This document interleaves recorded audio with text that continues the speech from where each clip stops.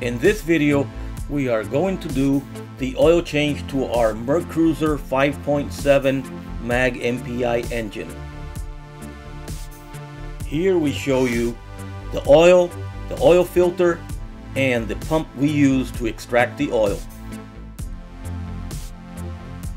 For more information of all the products we used in this video, I will place the links in the description below. The first thing you need to do before the extracting the oil from the engine, you have to put your muffs in water and start the engine for at least 7 minutes so that the engine would have normal operating temperature. And then after that, then you're ready to extract the oil. We'll go through that process on the next step. We have water flowing, so now we're ready to start the engine.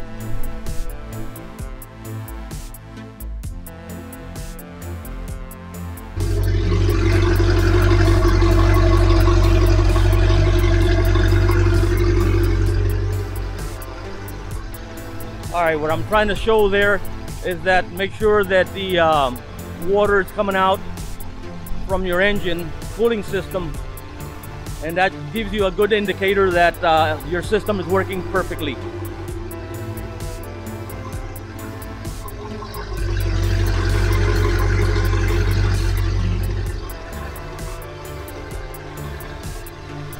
Alright, we're getting ready to extract the oil, and what we do is we get the tip of this tubing and we'll slide it down where you have the dipstick for checking the oil. So that's what we're going to do now. Alright, with this particular oil pump unit, you have to pump it several times until the oil starts flowing into the tank, and then it just let it be. It'll take the oil out on its own. Alright, the oil is starting to pump. Yeah, I don't know if you can see it there. You can see it moving into the tank. With this particular pump, it's really easy. And I'm going to show you what it looks like there in case you want to get one. But I think they're about $60 something. And what you do is once you put the line into the dipstick, you put it all the way in until you get to the end, and then you pull it out just a little bit so the oil can flow. And then what you do is you get this pump here, you pump it up and down maybe 10-15 times, and it'll start getting air and it'll pump out the oil really on its own. You don't really have to do too much. Just gotta keep an eye on the level there. Alright, every time the oil flow slows down or it stops, you continue to pump a few times again until you see it flowing again, until on the end it'll flow, but it'll be air, and that's how you know when the oil is completely out of the engine. To remove the oil filter, you will need an oil filter wrench. The information link is in the description. At this point, when you take the filter off, make sure you turn it around really fast so no oil will spill. And then after you're done, what you need to do in this section here, you have to clean there all the oil that's spilled and anything that's dirty there. Get it ready for the new filter.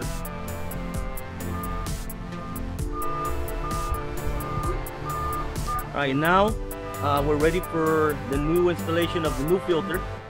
And what we did is we got a little bit of the new oil, tip of your finger, and you just wet the edge of the gasket all the way around. And now you're ready to put the new one back on again. All you have to do is just twist it back on, just like you took out the old one. And that's done. That's all.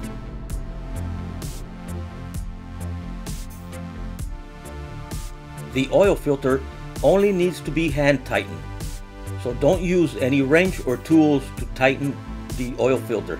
Otherwise, you'll have a lot of trouble taking it off when you do your next oil change.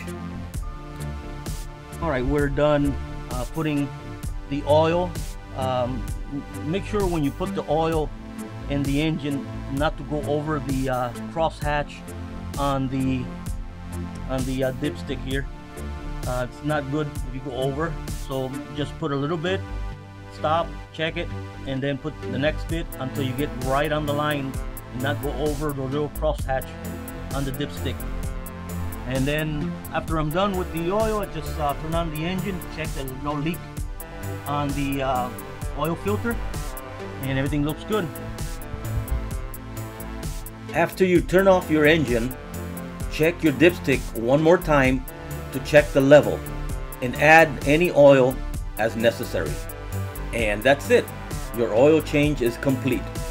Alright, the other little item that I do when you do an oil change, and this you could do once in a while, it's a good thing to check the water level on your batteries. This is really important, especially since I have it on shore power, and on top of that I do have a solar panel, so you have to always check this frequently. You can see the one on the left there, that's a little bit low. The other two I already filled. And what I use to fill the water in the battery, distilled water. It's important that you use distilled water. Get yourself a little jug like this one, and it has an automatic valve on the top, so when you put it on there like that, what you do is you press down and you'll hear the water pouring down. When it stops, then it's full to the exact line where it's supposed to be. See, this one was really low, so it's still taking some water, and it stopped right now. So now you put it up, take it off, and you can check it there, and it's right on where it's supposed to be now. And we do that to the next one, and then clean up a little bit, and then we're done. All right, and after you're done doing that, you put the caps back on, make sure they're nice and tight on there. And normally what I do is I take a little paper towel and clean everything around there, keep the battery clean. No dust, oil, or anything on it, nice and clean. So I saw another video that says that if you have a lot of debris and dust on top of the battery, it takes away a little bit from the charge. I don't know if it's true or not, but I saw that in another video, and I think it makes sense. So we keep it nice and clean anyway. It's a good thing to do anyway. Alright, that's it about the batteries. This will make the battery last way longer. Alright, the other item that I do when I do the oil change, and this is one I check every time we go out anyway, but since I'm doing the oil change, it was a little low, so I put a little bit in there. I still have to go a little bit more. It's supposed to be on the operating ring, which is the top line, and then that should be it. But this is what I use for my Mercruiser right there, the 90 Gear Lube, and it goes into this little tank right there. And this is a Mercruiser 350 Mag MPI engine, got 8-cylinder, and I think it has multi-port fuel injection or something like that. Alright, this is another item off the list. Alright, we're all done. The battery covers, I cleaned them, soaped them down, and they're all nice and dry. Oil filter, brand new one. Check for leaks, everything's good. The Gear Lube, that one's good too. And the amount of oil inside the engine is right spot on the line, not passing the crosshairs. It's really important not to pass it. Everything else looks awesome. We're ready to go for our next adventure. Thanks for watching. And every time you're done doing something on the boat, whether it's the sandbar or maintenance, you know what comes next? The fun part. Now it's time to clean the deck.